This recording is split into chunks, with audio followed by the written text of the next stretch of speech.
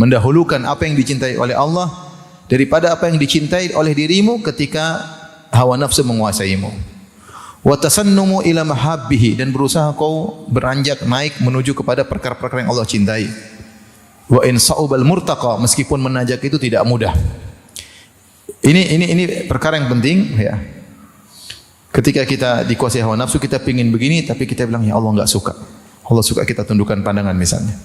Makanya Allah berfirman, waliman khafa maqama rabbi jannatan. Bagi orang yang takut dengan kedudukan Rabbnya, dia mendapatkan 2 surga. Di antara tafsiran para salaf, itu seorang yang berhasrat ingin maksiat dan dia ingin melakukan, tiba-tiba dia ingat Allah Subhanahu wa taala, maka dia tinggalkan maksiat tersebut. Dia mendahulukan apa yang dicintai oleh Allah daripada apa yang disukai oleh hawa nafsunya. Kita ini punya hawa nafsu dan kita manusia, kita pengen lihat ini, pengen nonton ini, pengen dengar ini, ingin berbicara tentang ini, yang itu lezat-lezat bagi kita, kelezatan.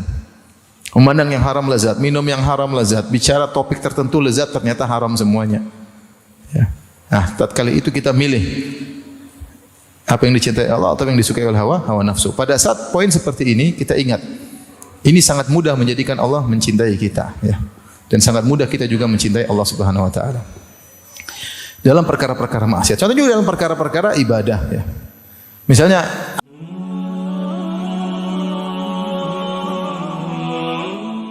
sesungguhnya di antara arkan al-ibadat al-qalbiyah, rukun-rukun ibadah hati adalah mencintai Allah Subhanahu wa taala. Para ulama menyebutkan bahwasanya seorang ketika beribadah kepada Allah, hendaknya pada hatinya terkumpulkan 3 perkara, yaitu ar-raja, berharap kepada Allah Subhanahu wa taala, kemudian al-khauf, takut kepada Allah Subhanahu wa taala, dan yang ketiga adalah mahabbatullah, cinta kepada Allah Subhanahu wa taala. Saya sering menyampaikan bahwasanya ketika kita beribadah, sering hadir dalam hati kita berharap dan takut. Ini suatu yang sangat indah. Tetapi kita berusaha melengkapi pada rukun yang ketiga, yaitu mencintai Allah Subhanahu wa taala. Allah Subhanahu wa taala berfirman, "Amman huwa qanitun ana al-laili sajidan wa qa'iman yahdharul akhirata wa yarju rahmata rabbih."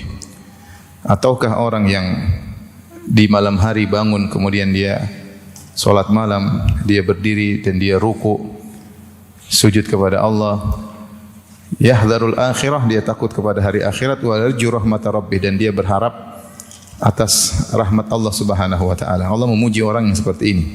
Ketika beribadah menggabungkan antara rasa takut dan juga rasa berharap. Allah juga memuji para nabi, kata Allah Subhanahu wa taala, wa yad'unana raghaban wa rahaban. Mereka berdoa dan beribadah kepada kami dalam kondisi raghaban, yaitu berharap, wa rahaban, dalam kondisi juga takut kepada Allah Subhanahu wa ta'ala. Satu rukun lagi yaitu mencintai Allah Subhanahu wa ta'ala. Kita alhamdulillah sering bisa mengumpulkan 2 perkara. Kalau kita beribadah pingin diberi ganjaran surga ya, dan kita takut masuk neraka, ini sering. Tapi kadang kita sering lalai dari yang ketiga, yaitu mencintai Allah Subhanahu wa ta'ala.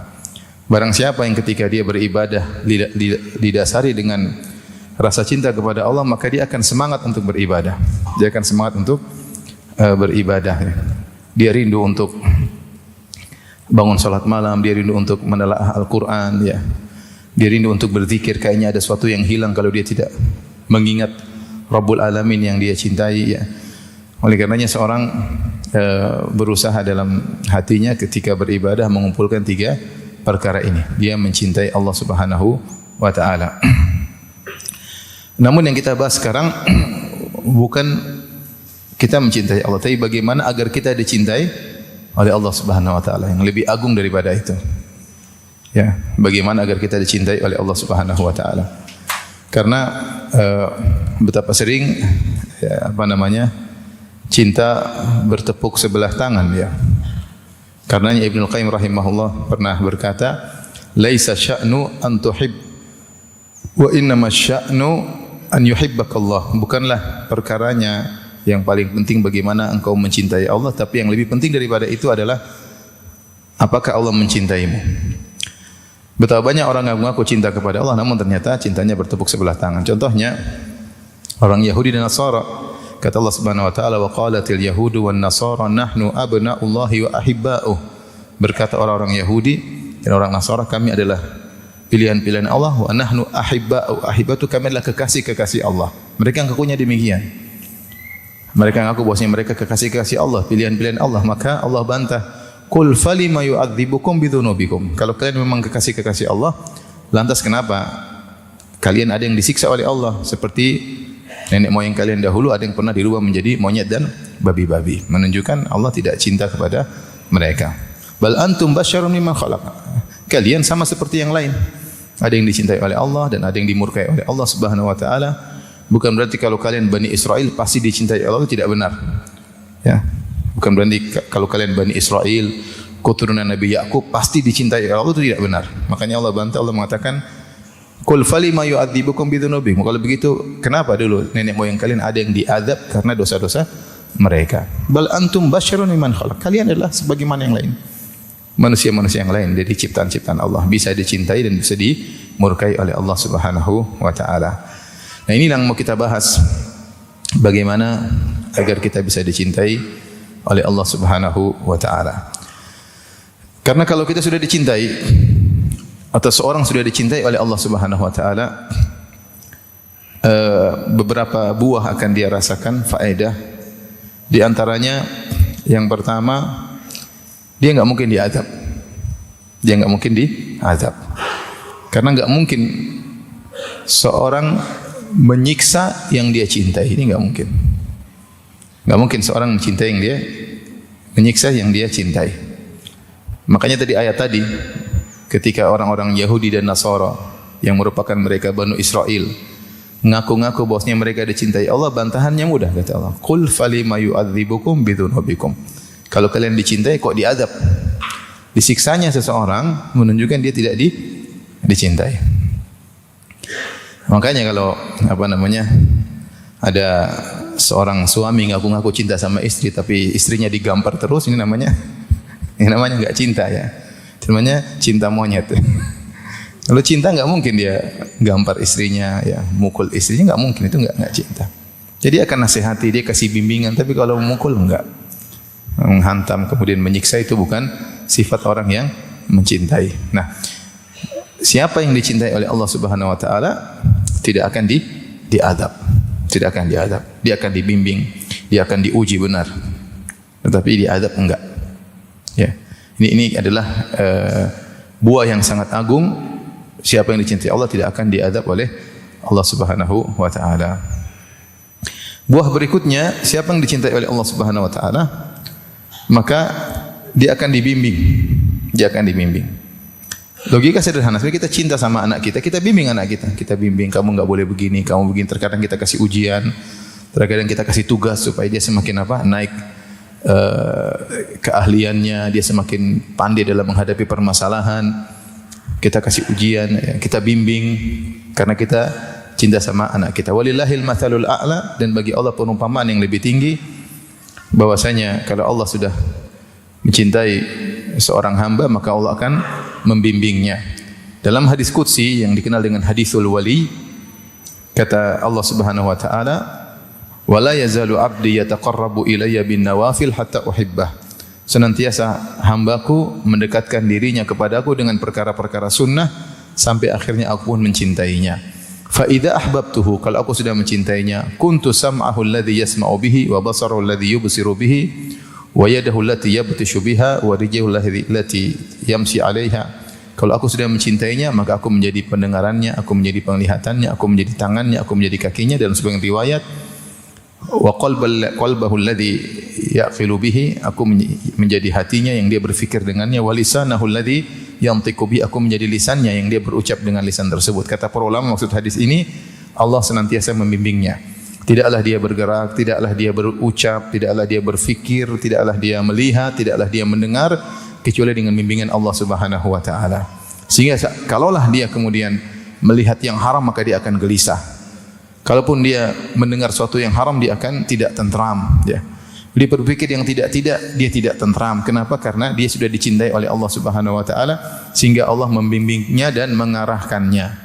Ini buah dari jika Allah sudah mencintai hamba. Tadi saya katakan tadi logika sederhana, kalau kita sudah cinta sama anak kita, kita pasti mengarahkannya, kita pasti membimbingnya, ya, agar dia menjadi lebih baik. Bahkan di antara yang disampaikan oleh Nabi sallallahu alaihi wasallam, kata Rasulullah sallallahu alaihi wasallam, "Innallaha idza ahabba qauman ibtalahum." Sungguhnya kalau Allah sudah mencintai suatu kaum, Allah akan memberi ujian kepada mereka. Buat apa diberi ujian? Supaya naik apa? Levelnya. Supaya semakin tinggi apa? Imannya, ya. Kita pingin kalau kita punya anak kita supaya semakin tinggi kemampuannya. Walillahil matsalul a'la, bagi Allah perumpamaan yang lebih tinggi. Ketika Allah mencintai sebuah kaum, Allah akan menguji mereka. Jadi ini di antara faedah, ya, seorang yang dicintai tidak akan diazab. Yang kedua, akan diarahkan oleh Allah Subhanahu wa taala. Hadirin dan hadirat yang dirahmati oleh Allah Subhanahu wa taala. Di antara sifat-sifat Allah yang agung, ya, adalah Allah mencintai. Sebagaimana Allah bisa dicintai dan Allah juga bisa mencintai. Dan ini adalah akidah Ahlus Sunnah wal Jamaah yang ditetapkan oleh para ulama karena terlalu banyak dalil yang disebutkan baik dari Al-Quran maupun hadis yang menunjukkan Allah mencintai dan Allah bisa dicintai. Contoh dalam Al-Quran, Allah berfirman, "Wallahu yuhibbus sabirin." Allah mencintai orang-orang yang sabar. Allah mencintai orang yang sabar. Allah juga berfirman, "Innallaha yuhibbut tawwabina wa yuhibbul mutatahhirin." Allah mencintai orang-orang yang suka bertobat kepada Allah dan Allah juga mencintai orang-orang yang suka bersuci. Allah mencintai. Allah juga berfirman, "Innallaha yuhibbul muttaqin." Sungguhnya Allah mencintai orang-orang yang bertakwa. Allah mencintai. Allah juga berfirman, "Wallahu yuhibbul muhsinin." Allah mencintai orang-orang yang suka berbuat ihsan, yang dermawan. Allah mencintai. Dalam ayat yang lain juga Allah berfirman, "Man yartadda minkum an dinihi fasawfa ya'ti Allahu biqaumin yuhibbuhum wa yuhibbunah." Siapa yang murtad di antara kalian meninggalkan agamanya, maka Allah akan gantikan dia dengan kaum yang lain, yuhibbuhum wa yuhibbunah. Allah mencintai mereka dan mereka mencintai Allah Subhanahu wa taala. Ayat yang begitu banyak yang menunjukkan bahwasanya Allah mencintai dan Allah juga dicintai, ya.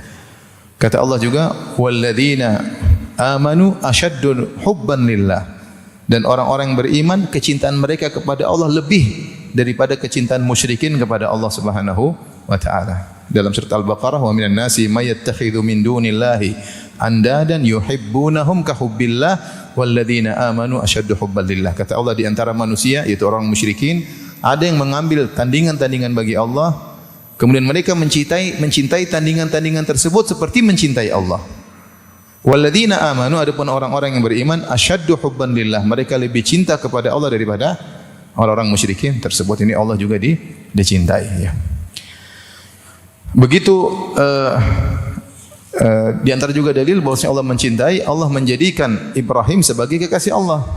Wattakhadallahu Ibrahima khalila. Allah menjadikan Ibrahim sebagai kekasihnya. Ini martabat al-khullah, yaitu khullah adalah lebih tinggi daripada mahabbah. Itu tingkat kecintaan yang sangat tinggi yang tidak diraih oleh seluruh manusia kecuali dua orang.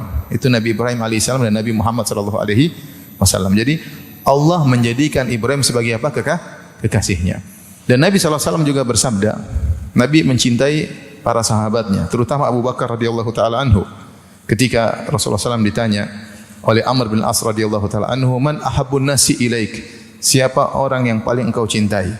Kata Nabi sallallahu alaihi wasallam, "Aisyah." Aisyah yang paling cintai.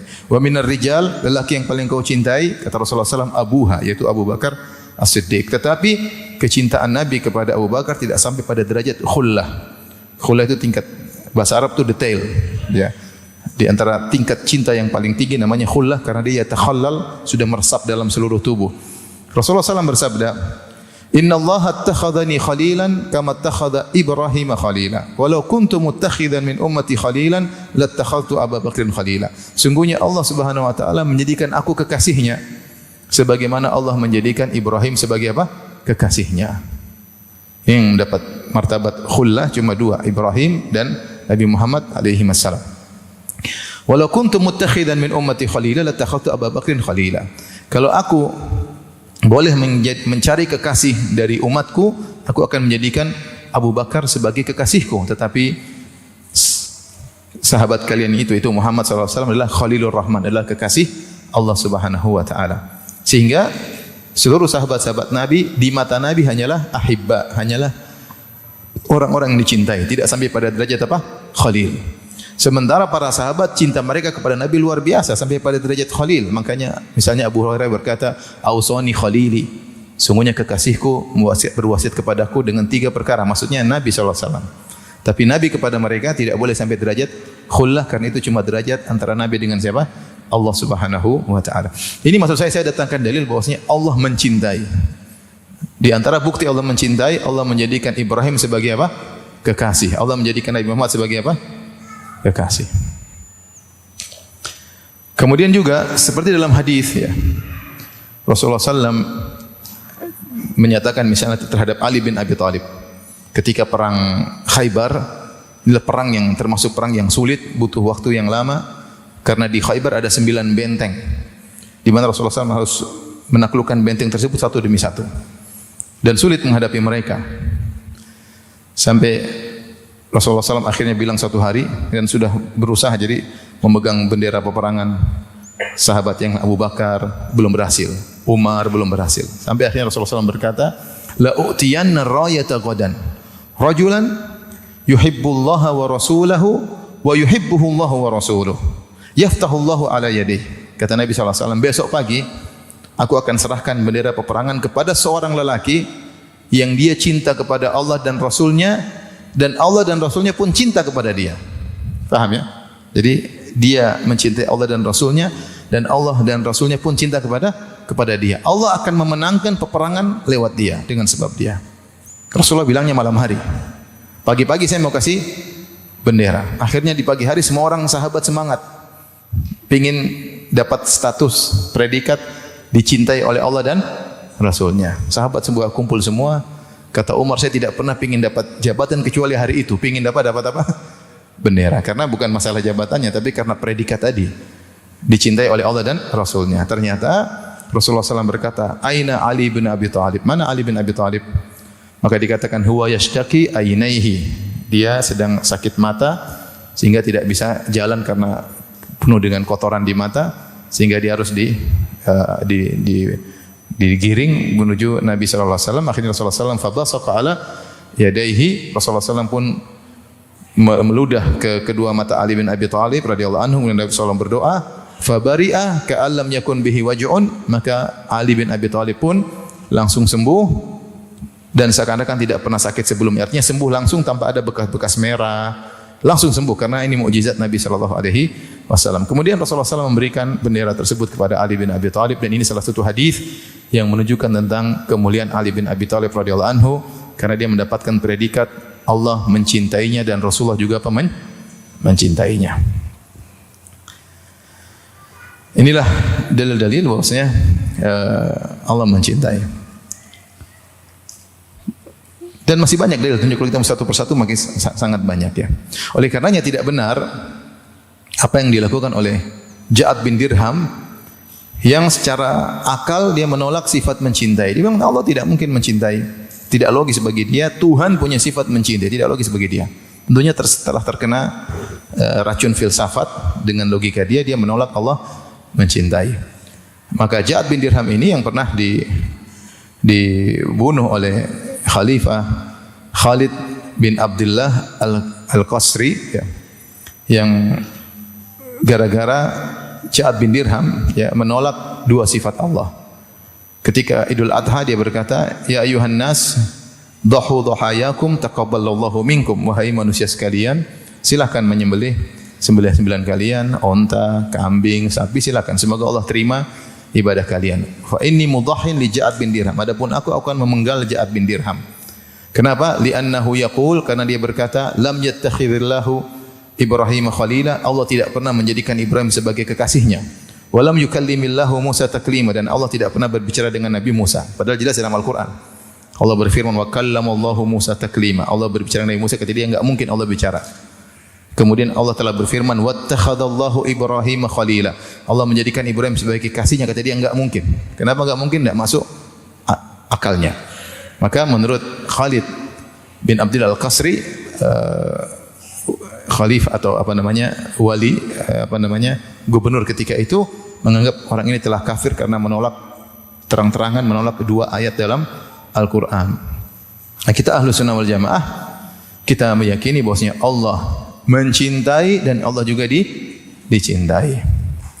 Makanya di antara nikmat yang terindah pada hari kiamat kelak adalah memandang wajah Allah Subhanahu wa taala. Allah berfirman, "Lilladzina ahsanul husna wa ziyadah." Bagi orang-orang yang berbuat baik, mereka akan mendapatkan al-husna. Al-husna maksudnya adalah surga, wa ziyadah, dan tambahan.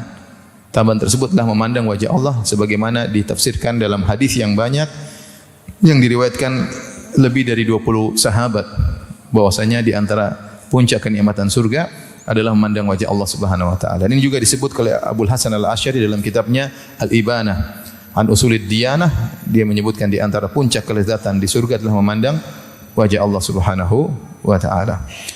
Kenapa? Karena kaum mukminin sangat mencintai Allah Subhanahu wa taala. Imam Syafi'i berkata,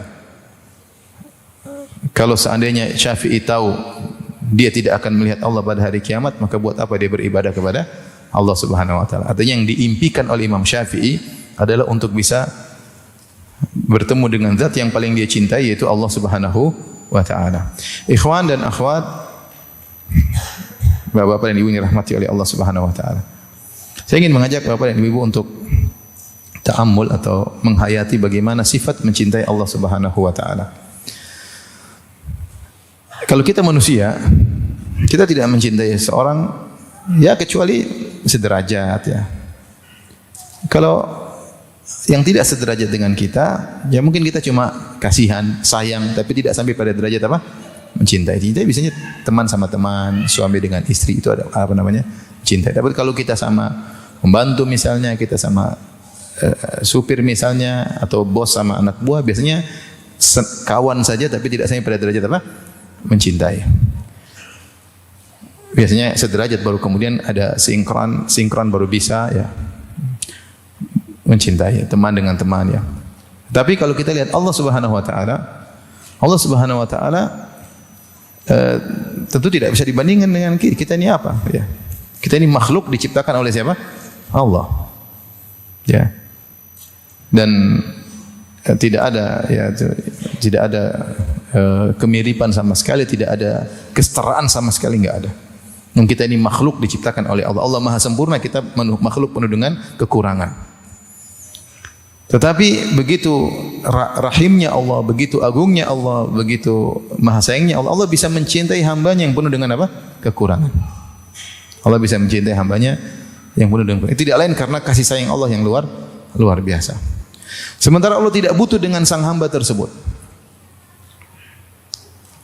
Allah tidak butuh kepada sang hamba. Kita kalau manusia, saya cinta sama istri, yang saya butuh sama istri, istri butuh sama saya. Sehingga kita saling mencintai. Sama kawan juga demikian, kita butuh ngobrol sama dia, kita butuh berkeluh kesah, kita perlu curhat, kita sayang, cinta sama dia, kepingin ketemu, ada karena kebutuhan. Allah sama kita, Allah tidak butuh sama kita. Kata Allah, man ihtada fa innama yahtadi li nafsihi. Siapa yang dapat petunjuk itu untuk dirinya, bukan untuk Allah. Kata Allah, "Faman yashkur fa innama yashkuru li nafsihi." Siapa yang bersyukur, rajin ibadah, itu untuk dirinya, bukan untuk Allah Subhanahu wa taala. Kata Allah, "Ya ibadi, law anna awwalakum wa insakum wa jinnakum awwalakum wa akhirakum wa insakum wa jinnakum kanu ala atqa qalbi rajulin wahidin minkum ma zada fi mulki syai'a." Wahai hamba-hambaku, kalau kalian seluruhnya dari awal sampai akhir, jin dan manusia seluruhnya berada di atas hati yang orang terbaik, artinya semua manusia hatinya seperti Nabi Muhammad SAW, dan semua jin misalnya hatinya seperti malaikat Jibril, ma zada fi mulki syai'a, tidak akan menambah kekuasaanku sama sekali. Karena taatnya kalian tidak menambah kesempurnaan. Allah sudah maha sempurna. Allah tidak butuh kita sama sekali. Kata Allah, "Ya ayuhan nas antumul fuqara ila Allah wa wallahu wal ghaniyyul hamid." Wahai manusia, kalian adalah fakir, kalian fakir, miskin dalam segala hal. Adapun Allah huwal ghaniyyul hamid, ialah Allah yang maha kaya dan maha terpuji. Kita ini lahir dari tidak ada menjadi ada, butuh Allah Subhanahu wa taala. Untuk mempertahankan hidup juga kita butuh Allah Subhanahu wa taala. Kita tinggal di bumi Allah, kita menghirup udara yang Allah ciptakan, kita makan hasil bumi yang bumi adalah milik Allah. Semuanya kita butuh kepada Allah Subhanahu wa taala. Tetapi meskipun Allah tidak butuh dengan hamba-hambanya, ternyata Allah bisa mencintai hamba-hambanya. Makanya disebut oleh Ibnu Qayyim tentang keajaiban cinta Allah. Tidak sama dengan makhluk. Kalau makhluk kita bisa mencintai kalau kita lagi butuh sama dia atau hal yang lainnya. Tapi Allah tidak butuh dengan makhluknya, dia bisa cinta kepada makhluknya. Kemudian perhatikan di antara keajaiban kecintaan Allah Subhanahu wa taala, Allah tidak butuh dengan makhluknya, tapi Allah memperkenalkan dirinya kepada makhluknya agar makhluknya bisa cinta kepada Allah Subhanahu wa taala. Maka Allah sebutkan dalam Al-Qur'an, dalam hampir setiap lembaran ada nama-nama dan sifat-sifat Allah Subhanahu wa taala. Disebut oleh para ulama dengan istilah yatahabbabu ila khalqihi, yaitu ingin agar hambanya mencintainya demi kemaslahatan sang hamba. Maka Allah perkenalkan dirinya dengan nama-nama dan sifat-sifatnya, ya. Tidak seperti manusia ya yang ketika dia merasa hebat, dia suruh orang yang cari dia, bukan dia yang mendekat kepada orang yang miskin tersebut atau yang susah tersebut. Ini kalau manusia. Tapi Allah Subhanahu wa taala tidak butuh kepada hambanya, tapi dia perkenalkan dirinya. Di antara hal yang menakjubkan, kalau kita lihat ada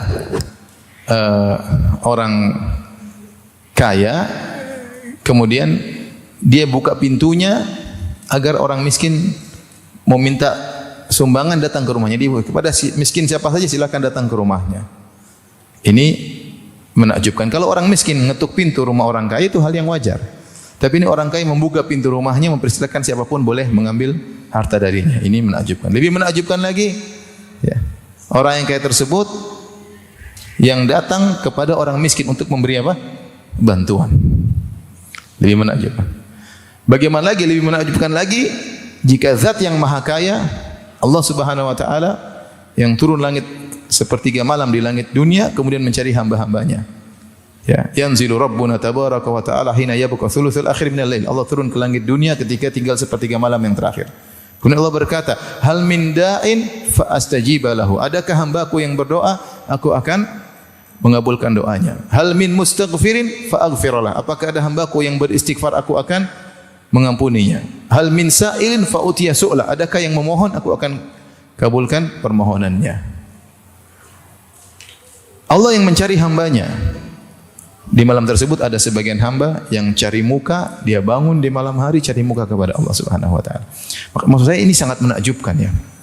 Allah tidak butuh dengan kita, tapi Allah mencari hamba-hambanya yang mau dekat dengan Allah, yang mau cinta kepada Allah Subhanahu wa taala.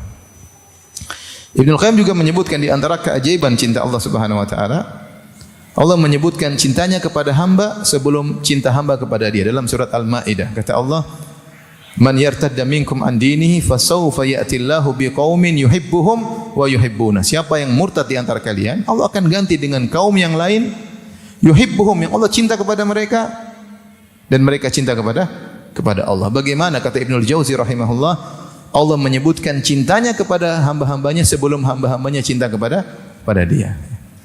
Ini semua tidak lain karena Allah adalah Ar-Rahman Ar-Rahim, yang maha pengasih, maha penyayang kepada apa? Hamba-hambanya. Yang lebih sayang kepada hamba-hambanya daripada kasih sayang seorang ibu terhadap anaknya. Hadirin hadirat yang Allah Subhanahu wa taala, ini sekedar mukaddimah tentang sifat Allah mencintai. Kita tahu ini akidah Ahlussunnah wal Jamaah, dan inilah akidah yang sering disampaikan oleh orang-orang awam. Orang sering bilang, "Wah, kita masih dicintai oleh Allah." Sering atau tidak? Sering kita dengar. Kamu masih disayang sama Allah, kamu masih dicintai oleh Allah. Ya, saya begitu cinta sama Allah. Banyak orang mengungkapkan demikian. Itu hal yang memang itu akidah Ahlussunnah wal Jamaah, ya. Yang harus kita yakini. Nah, topik pembahasan kita adalah bagaimana agar kita dicintai oleh Allah Subhanahu wa taala. Ibnu Qayyim rahimahullah dalam kitabnya Madarijus Salikin menyebutkan sekitar 10 sebab agar seorang bisa dicintai oleh Allah Subhanahu wa taala, atau agar dia bisa mencintai Allah Subhanahu wa taala. Siapa yang melakukan 10 sebab ini atau sebagiannya, insyaallah dia mencintai Allah dan dia akan dicintai oleh Allah Subhanahu wa taala. Harapan saya ketika saya membaca 10 ini bisa kita terapkan dalam kehidupan kita. Ya. Agar hidup kita menjadi lebih bahagia, ya, hati kita menjadi lebih tenang, ya, lebih khusyuk dalam beribadah, ya. Baik, saya akan bacakan 10 poin tersebut.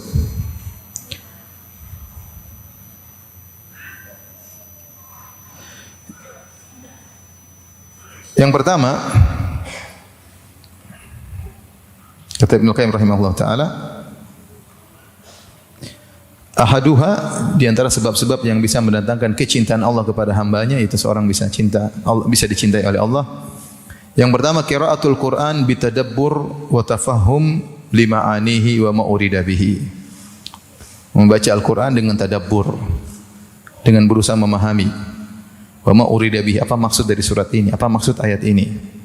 Katadabburil kitabil ladzi yahfazuhu al-'abdu wa yashrahuhu liyatafahama murada sahibihi minhu. Seperti seorang ketika membaca sebuah buku biasa, buku tulisannya orang, dia baca, dia ingin tahu maksud tujuan buku ini, bagaimana penjelasannya.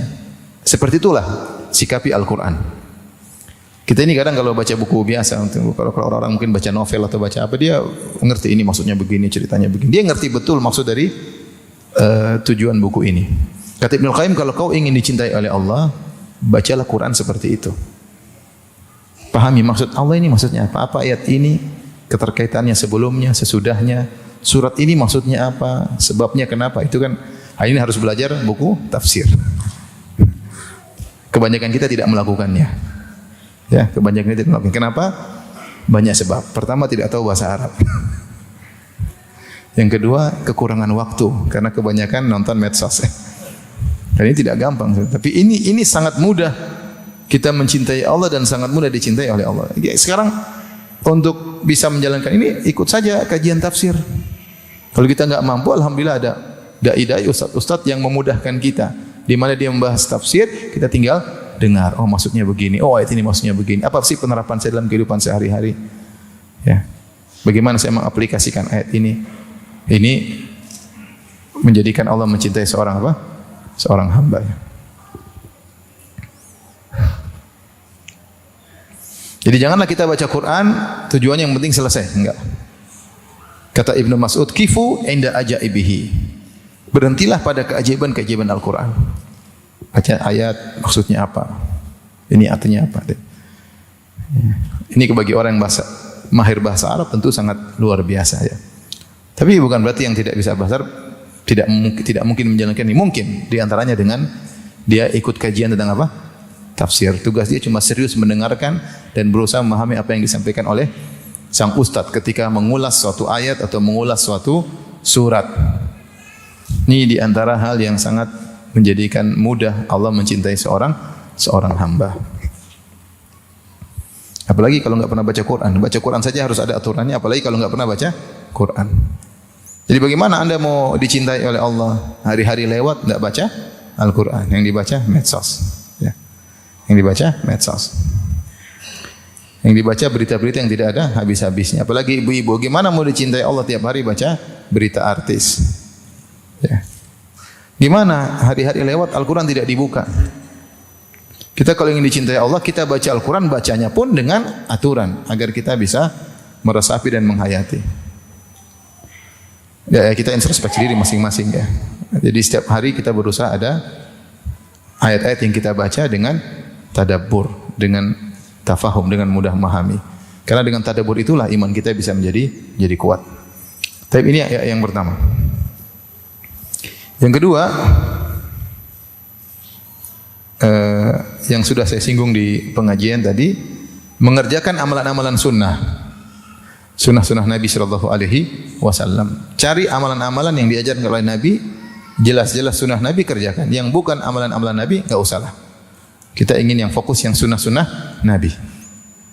Karena itulah yang disebut oleh para ulama dengan al-ittiba, yaitu mencontohi Rasulullah sallallahu alaihi wasallam, ya. Dan dalilnya akan hal ini dalam hadisul wali yang sudah saya sebutkan tadi.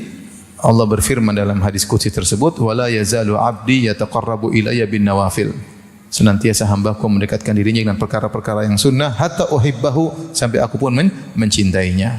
Jadi kalau seorang mendekatkan diri kepada Allah dengan perkara-perkara sunnah, Allah akan mencintainya. Ya. Allah juga berfirman, "Qul in kuntum tuhibbunallaha fattabi'uni." Ayat ini dalam surat Ali Imran dikenal dengan ayatul imtihan, yaitu ayat ujian, pembuktian. Karena banyak orang ngaku-ngaku cinta kepada Allah, maka Allah turunkan ayat meminta bukti. Buktinya apa? Kata Allah, "Qul," katakanlah wahai Muhammad kepada mereka yang mengaku-ngaku cinta kepada Allah.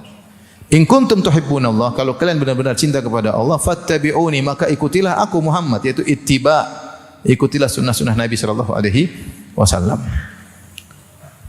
Dan para ulama dahulu terkenal sangat mengikuti sunnah Nabi sallallahu alaihi wasallam, seperti Imam Syafi'i, seperti Imam Ahmad. Imam Ahmad pernah sampai pada suatu hadis Rasulullah SAW dibekam, wa a'ta Aba Taibah dinaran. Rasulullah SAW dibekam, kemudian dia kasih satu keping dinar kepada yang membekamnya. Maka Imam Ahmad praktekkan. Ada hadis dia baca, dia berusaha apa? Praktekkan. Semua sunnah-sunnah Nabi yang dia dapati, dia berusaha apa? Praktekkan. Meskipun kita praktekkan sekali dalam seumur hidup, berusaha. Kenapa? Karena berarti kita cinta kepada Nabi. Kalau kita cinta kepada Nabi, berarti kita cinta kepada siapa? Allah. Kalau cinta kepada Allah, maka Allah akan cinta kepada kita. Alhamdulillah sunnah-sunnah banyak ya. Kita bisa kerjakan salat rawatib misalnya, baca Al-Quran, bersedekah, berbakti sama orang tua, ya banyak ya. Sunnah ketika memakai sendal, ketika lepas sendal, ya, sunnah ketika keluar dari rumah, ketika masuk rumah, berusaha kita jalankan sunnah-sunnah tersebut ya. Tentu tidak semuanya bisa kita kerjakan, tapi semakin banyak kita kerjakan karena ini sunnah Nabi, maka itu bukti bahwasanya kita cinta kepada Allah Subhanahu wa taala ya. Kata Sufyan Ats-Tsauri rahimahullahu taala, "Law istata'ta an tahukka ra'saka illa tahukka ra'saka illa bisunnah faf'al." Kalau kau mampu tidak menggaruk kepalamu kecuali ada dalilnya, kerjakan. Artinya seandainya ada dalil Rasulullah kalau garuk begini, ya sudah, cara garuknya begitu. Tapi enggak ada dalilnya, artinya bebas. Artinya dia sampai gambarkan kalau kau mampu semua perkaramu ada dalilnya, lakukanlah. Sehingga setiap hari kita selalu mengikuti sunnah Nabi sallallahu alaihi wasallam. Naduru ma'as sunnah haitsu darat. Kita berjalan bergulir bersama sunnah kemanapun sunnah itu bergulir. Ya. Tapi harus pastikan dulu itu sunnah Nabi sallallahu alaihi wasallam. Kalau bukan sunnah tidak usah. Yang sunnah-sunnah jelas saja masih banyak belum bisa kita kerjakan. Yang tidak jelas atau kita ragukan, tidak usahlah. Tidak usah. Kita cari yang jelas-jelas saja agar tidak spekulasi. Nah ini agar kita bisa mencintai Allah dan bisa dicintai oleh Allah Subhanahu wa taala. Kata Ibnu Qayyim, "At-taqarrub ila Allah bin nawafil ba'dal fara'id, fa innaha tuwassiluhu ila darajatil mahbubiyyati ba'dal mahabbah." Yang kedua agar dicintai oleh Allah adalah mendekatkan diri kepada Allah dengan perkara-perkara yang sunnah, tentunya setelah menjalankan perkara-perkara yang wajib. Seperti kalau kita sedekah, zakat dulu selesaikan. Zakat sudah beres, baru kemudian fokus ke sedekah. Jangan fokus yang sunnah-sunnah kemudian yang wajib tidak dikerjakan. Ini kebalik ya. Fokus misalnya sedekah di luar, tapi pastikan anak istri sudah terpenuhi kebutuhan nafkahnya. Kalau sudah, baru kemudian sedekah. Itu yang benar seperti itu. Jadi yang wajib diselesaikan, baru kemudian mulai fokus kepada yang sunnah-sunnah agar mudah dicintai oleh Allah Subhanahu wa taala. Taib yang ketiga, kata Ibnu Qayyim rahimahullah taala, "Ats-tsalits dawamu dzikrihi ala kulli hal." Selalu ingat kepada Allah dalam segala kondisi. Selalu zikir kepada Allah bil lisan wal qalbi, dengan lisan, dengan hati, wal amal wal hal, ketika beramal dan dalam setiap kondisi. Fa nasibuhu minal mahabbah ala qadri nasibihi min hadza dzikr. Maka kadar mahabbah dia kepada Allah sesuai dengan kadar zikir ini. Kata Allah, "Fadhkuruni adzkurkum."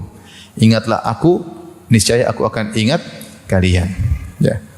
Maka seorang perbanyak mengingat Allah, dia akan mudah mencintai Allah dan Allah pun akan mudah mencintainya. Nah ini mengharuskan kita, ikhwan dan akhwat, bapak-bapak yang dirahmati Allah Subhanahu wa taala, untuk selain kita sering berzikir, kita juga berusaha menghafal doa-doa Doa-doa karena setiap kita berkegiatan kita berdoa kepada Allah Subhanahu wa taala. Masuk rumah ada doanya, keluar rumah ada doanya. Apa sih sunnahnya? Makan ada doanya, habis makan ada doanya ya. Kalau terjaga di malam hari apa doanya? Bangun tidur apa doanya? Selalu kita ingat Allah Subhanahu wa taala ya. Seperti itu ya. Kalau masuk pasar doanya apa? Kalau masuk turun dari pesawat masuk di sebuah negeri apa doanya? Ada semua doanya ya. Ada semua doanya. Kalau lagi sedih apa doanya, lagi ketakutan apa doanya, lagi sakit apa doanya ya. Sehingga kita selalu ingat Allah Subhanahu wa taala. Semakin kita sering mengingat Allah maka fadhkuruni adzkurkum, ingatlah aku niscaya aku akan mengingat kalian. Semakin kita mudah mencintai Allah dan semakin mudah juga Allah mencintai kita. Ya, ini yang mulai kita hafal sedikit demi sedikit. Kemudian di sela-sela kegiatan kita jangan lupa kita membasahi lisan kita dengan berzikir. La yazalu lisanuka ratban min dzikrillah. Hendaknya lisanmu senantiasa basah untuk mengingat Allah Subhanahu wa taala. Ibadah yang ringan, pahalanya besar, namun banyak orang yang melupakannya ya. Terutama zaman sekarang ketika banyak medsos. Saya masih ingat kalau di Madinah. Di Madinah itu kalau kita lagi ngantri tulis imla daqaiqaka bil istighfar. Penuhi detik-detikmu, menit-menitmu dengan istighfar. Kalau kita ngantri kita sambil astagfirullah. Karena ada yang tulis di situ biar kita ingat. Kalau sekarang ngantri Facebook, WhatsApp, tungtang ya. Terus YouTube, Twitter, apa lagi? Instagram, apalagi yang baru? Macam-macam lah. Kita enggak kerasa, ya TikTok yang lagi ramai apa? TikTok ya. Kita enggak kerasa waktu kita habis. Akhirnya kita tidak ingat Allah, kita ingat dunia. Seandainya yang kita lihat TikToknya adalah perkara akhirat, oke lah. Tapi kebanyakan yang kita lihat adalah urusan dunia. Bukan berarti enggak boleh. Kalau ada kepentingan kita buat kerja, buat urusannya oke. Tapi kebanyakannya kita lihat yang tidak ada faedahnya. Nah, bagaimana kita mau dicintai oleh Allah sementara umur kita buang tidak pada tempatnya. Umur kita buang. Itu modal dasar kita untuk dicintai oleh Allah, kita buang begitu saja. Seorang sehari lihat medsos bisa 1 jam. Dia duduk sendiri tidak terasa. Dia buka, klik, baca. Klik berikutnya, komentar dia baca. Belum kalau dia balas komentar. Dibalas lagi, dia balas lagi. Umur habis. Seharusnya astagfirullah, subhanallah, alhamdulillah, Allahu akbar, wa la quwwata illa billah. Isi apa waktunya untuk bersih. Kalau enggak dia buka Quran, dia baca Al-Quran ya. Kalau bisa demikian, selalu ingat Allah Subhanahu wa taala. Sejauh mana Anda sering mengingat Allah, maka sejauh itu Allah akan mencintai Anda. Nah, biasakan zikir-zikir yang rutinitas jangan kita tinggalkan apapun yang terjadi. Contohnya zikir pagi, petang. Boleh petang 10 menit, 5 menit bisa. Ya. Kalau tidak bisa sempat baca semuanya, baca sebagiannya. Usahakan sebagian solat, zikir setelah solat jangan ditinggalkan. Zikir setelah solat, ya. Subhanallah 33 kali, alhamdulillah, Allahu akbar, jangan ditinggalkan. Ya, kita berzikir kepada Allah Subhanahu wa taala. Orang yang terbiasa nanti dia akan merasa kehilangan ketika dia tidak membaca zikir-zikir tersebut. Ini masalah kebiasaan saja. Hati kita bisa kita latih. Kalau kita biasa zikir, nanti kalau kita enggak zikir kita merasa ada kekurangan. Dan kalau berzikir tidak harus tunggu rame-rame baru bikin paduan suara, enggak harus ya. Masing-masing sendiri berzikir di mana, mau di jalan mana. Saya berzikir di mana saja kita bisa berzikir. Ya, ibadah tidak butuh wudu. Kalau bisa wudu alhamdulillah, kalau enggak juga enggak masalah. Dia ibadah meskipun junub boleh berzikir. Jadi tidak ada halangan. Kalau salat kita enggak boleh junub, harus wudu. Baca Quran kita berwudu atau kita enggak boleh junub.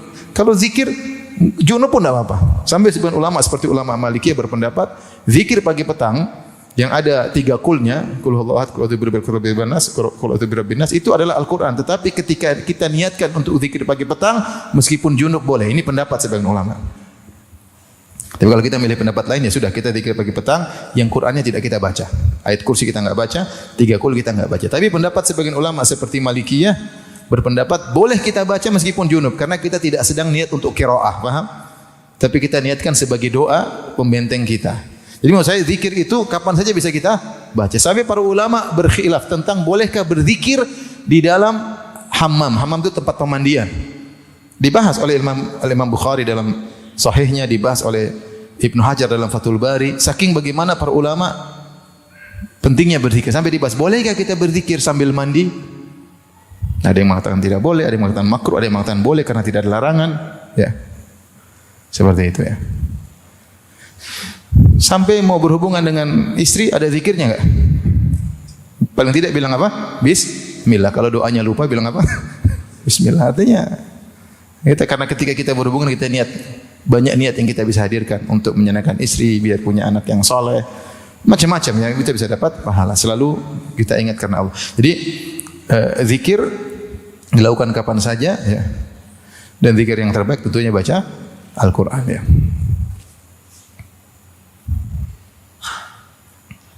Tapi yang keempat,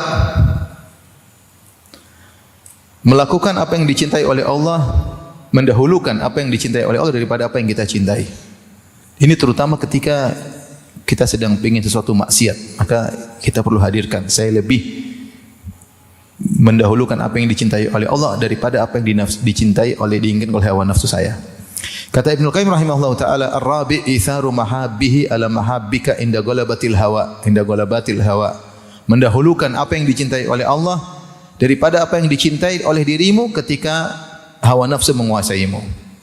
Wa tasannumu ila mahabbihi, dan berusaha kau beranjak naik menuju kepada perkara-perkara yang Allah cintai. Wa in sa'ubal murtaqa, meskipun menanjak itu tidak mudah. Ini perkara yang penting ya. Ketika kita dikuasai hawa nafsu, kita pingin begini tapi kita bilang ya Allah enggak suka. Allah suka, kita tundukkan pandangan misalnya. Makanya Allah berfirman, "Waliman khafa maqama rabbi jannatan." Bagi orang yang takut dengan kedudukan Rabbnya, dia mendapatkan 2 surga. Di antara tafsiran para salaf, itu seorang yang berhasrat ingin maksiat dan dia ingin melakukan, tiba-tiba dia ingat Allah Subhanahu wa taala, maka dia tinggalkan maksiat tersebut. Dia mendahulukan apa yang dicintai oleh Allah daripada apa yang disukai oleh hawa nafsunya. Kita ini punya hawa nafsu dan kita manusia, kita pengen lihat ini, pengen nonton ini, pengen dengar ini, ingin berbicara tentang ini, yang itu lezat-lezat bagi kita, kelezatan. Memandang yang haram lezat, minum yang haram lezat, bicara topik tertentu lezat, ternyata haram semuanya. Ya. Nah, tatkala itu kita milih apa yang dicintai Allah atau yang disukai oleh hawa nafsu. Pada saat poin seperti ini kita ingat, ini sangat mudah menjadikan Allah mencintai kita, ya. Dan sangat mudah kita juga mencintai Allah Subhanahu wa taala. Dalam perkara-perkara maksiat. Contohnya juga dalam perkara-perkara ibadah ya. Misalnya azan di kumandangkan. Kita sih pinginnya tidur. Ya. Apalagi tadi malam tidur jam 1. Baru tidur 3,5 jam sudah azan apa? Subuh ya. Kayaknya mau sholat di rumah deh. Hujan enggak sih? Oh ternyata enggak hujan. Kalau hujan sih tidur di rumah enak. Enggak hujan nih. Tadi padahal hujan sebelum subuh. Sekarang pas azan hujan berhenti. Maksudnya kadang ya, hawa nafsu ya biasa. Kemudian syaitan membisikkan, lailuka tawil, tenang aja, malam masih panjang. Qomat masih lama, tenang aja. Tapi kita lawan. Allah suka saya ke masjid, bismillah. Ini contoh praktik apa? Sehari-hari. Seperti itu. Ya.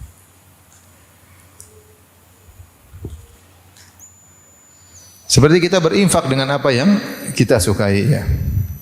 Lan tanalul birra hatta tunfiqu mimma tuhibbun. Kalian tidak akan mencapai kebajikan yang sungguhnya sampai kalian menginfakkan apa yang kalian sukai. Ketika turun ayat ini, para sahabat mereka mewakafkan, bukan wakaf sembarang, mereka mewakafkan harta yang paling mereka cintai.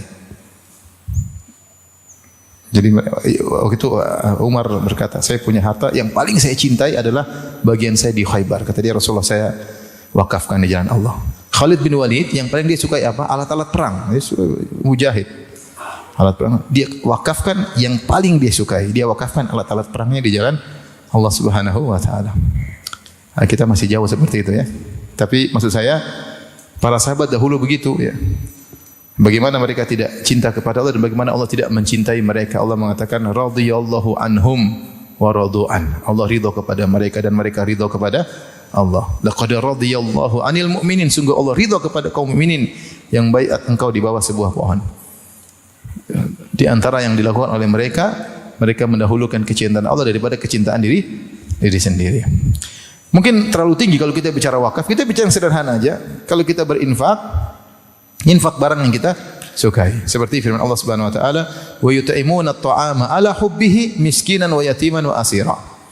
Mereka menginfakkan, memberi makan berupa makanan yang mereka sukai kepada orang-orang yang membutuhkan. Jadi yang mereka infakkan adalah makanan yang mereka apa? Sukai, bukan sisa-sisa makanan atau bukan makanan yang bagian tidak enak ya, atau enggak habis kasih orang ya. Boleh sih boleh, cuma bukan itu yang terbaik. Seperti juga Allah sebutkan walakinnal birra man amana billahi wal yawmil akhir wal malaikati wal kitabi wan nabiyyin wa atal mala ala hubbihi dzawil qurba. Tetapi kebajikan yang sungguhnya adalah orang yang memberikan kepada kerabatnya harta yang dia sukai. Wa atal mala ala hubbihi, yang memberikan harta yang dia sukai kepada karib kerabat. Kalau kita bantu keluarga, yang kita suka dengan uang, kasih sama keluarga. Kita suka dengan mungkin ada barang ya, apa kayak yang kita suka kita kasih keluarga kita. Bukan kita kasih yang buruk, enggak. Yang kita sukai kita kasih. Ini diantara usaha seorang agar mudah mencintai Allah dan agar Allah mudah mencintainya. Mendahulukan perkara-perkara yang dicintai oleh Allah daripada yang dicintai oleh hawa nafsu, oleh diri kita sendiri ya.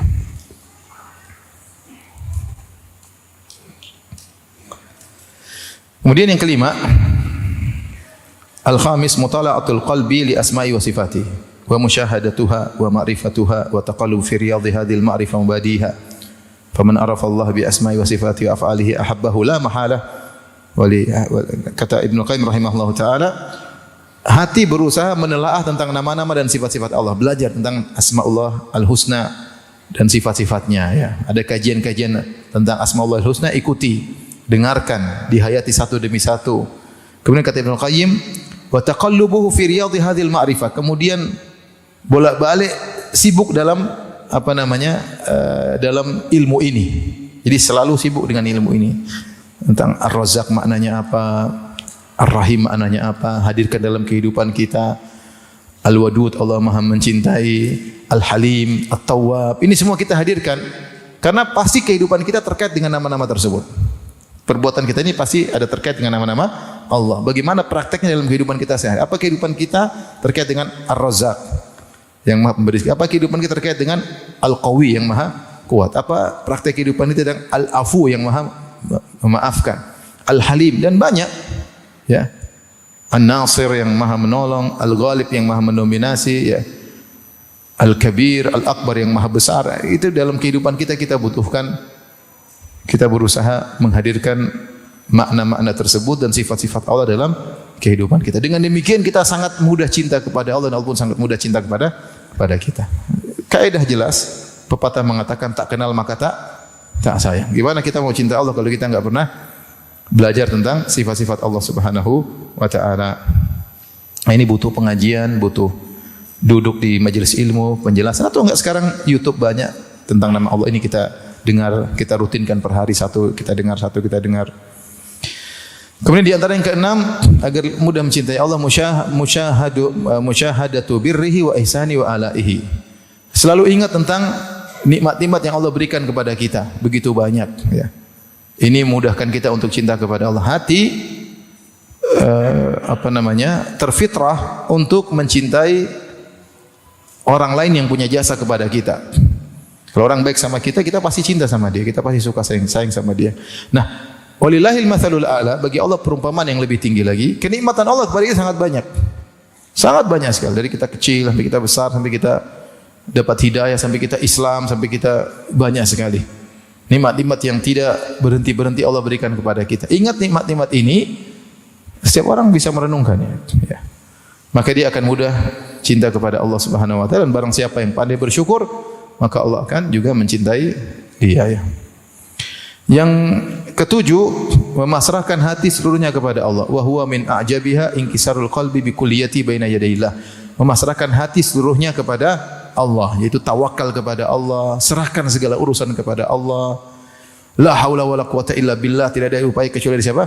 Allah. Tidak ada yang berlaku kecuali hukum Allah, tidak ada yang bisa menolak hukum Allah. Ini pasti ada hikmahnya. Hadirkan seperti itu. Semua ini kita serahkan kepada Allah. Kita boleh berusaha, tapi hati kita serahkan seluruhnya kepada Allah. Ini di antara hal yang mudah kita mencintai Allah dan Allah juga mencintai kita ya. Kemudian di antaranya yang 8, Kata Ibnu Qayyim, salat malam di sepertiga malam yang terakhir. Ini juga sangat cepat membuat kita cinta kepada al-khalwatu bihi waqtan nuzulil ilahi limunajatihi wa tilawati kalamihi. Bangun antum jam 3 ke, jam setengah 4 ke, jam 2 ke, salat malam. Kalau enggak kuat salat malam, baca Quran. Cari muka di hadapan Allah Subhanahu wa taala. Buka ya. Istri biar tidur aja begitu. Kita baca sendiri, berdua-duaan ya. Sama Allah, gimana? Masa Allah enggak sayang sama kita? Cari muka sama Allah. Orang semua lagi tidur, kita cari muka. Ya, nanti kita tidur lagi enggak apa-apa. Seperti Nabi Daud alaihissalam, sunnahnya kata Nabi SAW, afdhalus salat salatu Daud. Sebaik-baik salat salatnya Nabi Daud. Kana yanamu nisfal lail. Beliau tidur setengah malam. Wa yaqumu sulusahu, dan dia salat sepertiga malam. Wa yanamu sudusahu, dan dia tidur lagi seperenam malam. Enggak apa antum tidur jam 1 baca Quran sampai jam 2 tidur lagi, enggak ada masalah sampai subuh. Enggak apa. Tapi di saat orang sedang tidur pulas, antum cari muka di hadapan Allah ya. Kira-kira Allah perhatian sama antum enggak? Allah pasti perhatikan, pasti. Sementara Allah sedang mencari-cari hambanya. Siapa dari hambaku? Ternyata antum bangun. Sudah antum berlezat-lezat dengan berdoa, dengan baca Quran, kayak mau nangis, kayak mau salat malam, kayak sudah. Benar-benar serahkan segala perkara kepada Allah. Ini sangat cepat membuat, ini kata Ibnu Qayyim al-khalwah, yaitu tadi berdua-dua dengan Allah mudahkan seorang cinta kepada Allah Subhanahu wa taala. Kemudian diakhiri sebelum tidur istighfar, astagfirullah. Karena di antara ciri-ciri orang bertakwa wal mustaghfirina bil ashar, yang beristighfar di waktu sahur. Kemudian yang ke-9, mujalasatul muhibbin as-sadiqin. Berusaha berteman dengan orang-orang yang mencintai Allah, yang iman mereka tulus ya. Waltiqatu atayibi thamarati kalamihim. Itu dengar nasihat-nasihat mereka ya. Kita bisa merasakan hal ini ya. Ketika kita bertemu dengan guru-guru kita ya, misalnya bertemu dengan para masyayikh, Masya Allah ya. Kita lihat adabnya, kita lihat perkataan mereka, kita terpengaruh, maksudnya jadi ingat akhirat ya. Jadi ingat akhirat ketika kita bergaul dengan karena omongan mereka terkait dengan akhirat. Bukannya berarti mereka membuang dunia, tidak, tapi mereka selalu mengarahkan kepada hari akhirat ya. Nah, ini bergaul dengan orang seperti ini membuat kita dekat dengan Allah Subhanahu wa taala. Caranya bagaimana? Caranya antum milih orang-orang yang baik, yang antum merasa kalau duduk dekat dengan dia bertambah keimanan. Nah, itu berarti baik duduk sama orang seperti ini. Yang terakhir kata Ibnu Qayyim rahimahullahu taala, muba'adatu kulli sababin yahulu bainal qalbi wa bainallahi azza wa jalla. Menjauhkan diri dari segala sebab yang bisa menghalangi engkau dengan Allah Subhanahu wa taala. Baik tontonan, baik apa yang didengarkan, pergaulan apapun yang menurut kamu membuat kamu jauh dari Allah, jauhi. Apapun itu. Tidak serak kayaknya saya kalau sama dia kok iman sama. Kita bisa ngukur iman kita bisa rasa. Kalau saya bikin kegiatan gini kok iman kayaknya enggak serak, udahlah, cari yang lain. Jangan yang ini. Ini kayaknya menghalangi saya dari Allah Subhanahu wa taala. Ini kok sejak saya berteman dengan dia kok selalu ngomongnya dunia, saya kok malah jarang ngaji, malah jarang baca Quran gara-gara udah cari yang lain. Cari yang lain ya. Karena semua hal yang menghalangi kita dari Allah maka kita jauhi. Ini ikhwan dan akhwat yang Allah Subhanahu wa taala di antara 10 sebab yang disebutkan oleh Ibnu Qayyim rahimahullahu taala bisa mendatangkan kecintaan Allah kepada kita dan kita bisa mencintai Allah Subhanahu wa taala. Di antara yang lain ada tambahan dalam hadis kata Rasulullah sallallahu alaihi wasallam, izhad fid dunya yuhibbakallah. Zuhudlah kamu dalam dunia, niscaya Allah akan mencintaimu. Apa yang dimaksud dengan zuhud? Ingin dicintai Allah, zuhud. Zuhud sebagaimana perkataan Syekhul Islam Ibnu Taimiyah, tarku ma la yanfa'u fil akhirah. Meninggalkan semua perkara yang tidak bermanfaat untuk akhiratmu, itulah zuhud. Kalau tidak ada manfaatnya enggak usah kerjain. Ada manfaatnya buat akhirat saya, kalau ada kerjakan, itulah zuhud. Tidak ada manfaatnya, saya tinggalkan. Apa saja? Bikin kegiatan ini ada enggak manfaat saya di akhirat? Kalau ada, bikin. Ini ada acara kunjungan, ada manfaatnya enggak? Oh ada, nambah pahala. Bikin sana ada manfaatnya? Enggak ada, ini cuma buang-buang umur, sudah jangan. Itu namanya zuhud. Tarku ma la yanfa'u fil akhirah, meninggalkan perkara yang tidak ada manfaatnya di akhirat, maka itu adalah zuhud. Saya sering ingat kalau pas masalah ini, ingat Syekh Sa'ad Asy'athri hafizahullah taala ketika saya temani di Indonesia. Kalau saya kadang-kadang canda, dia sering bilang, hal yanfa'uni fil akhirah? Ya Firanda, ini manfaat bagi saya di akhirat enggak? Kalau manfaat kita jalan. Dia sering ngomong gitu. Ini ada manfaatnya enggak? Ada Syekh gini, ayo jalan kita. Kalau enggak ada, enggak usah, kata dia. Karena umur kita terbatas, waktu kita terbatas, duit kita terbatas, ya. Detak jantung kita juga terbatas. Oleh karenanya, jangan buang-buang umur. Yang bermanfaat kita kerjakan, kalau enggak usah kita kerjakan. Menurut saya, salah satu nikmat terbesar dalam hidup bukan hanya dicintai manusia, tapi dicintai oleh Allah. Karena ketika Allah mencintai seorang hamba, maka hidupnya akan dipenuhi dengan kebaikan dan pertolongan. Banyak orang sibuk mencari perhatian dan cinta manusia, tapi lupa memperbaiki hubungannya dengan Allah. Padahal cinta manusia bisa berubah, sementara cinta Allah adalah sesuatu yang paling berharga. Yang menarik, dalam Islam, jalan untuk mendapatkan cinta Allah sebenarnya jelas, bukan hanya dengan ibadah yang banyak, tapi juga dengan menjaga keikhlasan, akhlak, dan ketaatan dalam kehidupan sehari-hari. Dari sini terlihat bahwa tujuan seorang muslim bukan hanya mengejar dunia, tapi juga berusaha menjadi hamba yang dicintai oleh Allah. Karena ketika Allah sudah mencintai seorang hamba, maka itu adalah keberuntungan yang sangat amat besar. Barakallahu fikum.